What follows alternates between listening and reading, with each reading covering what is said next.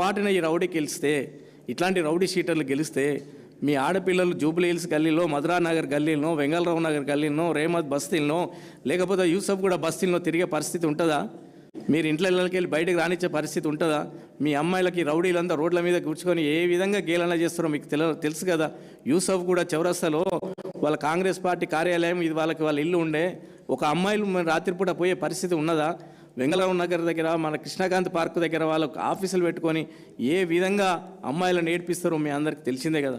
మళ్ళీ పొరపాటున కనుక ఇట్లాంటి వాళ్ళు వస్తే మళ్ళా వాళ్ళ పరిస్థితి ఏ విధంగా ఉంటుంది? జూబ్లీహిల్స్ పరిస్థితే కాదు, మొత్తం హైదరాబాద్ పరిస్థితులు కూడా మొన్న ఎట్లయితే ప్రచారానికి రౌడీలు, హైదరాబాద్లో రౌడీలు అంతా ఎట్లయితే వచ్చిరో, మళ్ళీ ఎక్కడెక్కడ పడుకొని కేసీఆర్ ప్రభుత్వంలో రౌడీలంతా పారిపోయి ఎవరి పని వాడు చేసుకున్న క్రమంలో ఇప్పుడు మళ్ళీ హైదరాబాద్లో ఏ బస్తీలో ఉన్న ప్రతి ఒక్కడు కూడా వీళ్ళు పొరపాటున గెలిస్తే మొత్తం రౌడీ రాజకీయం వస్తుంది. రౌడీలు బెదిరించుడు స్టార్ట్ అవుతాయి.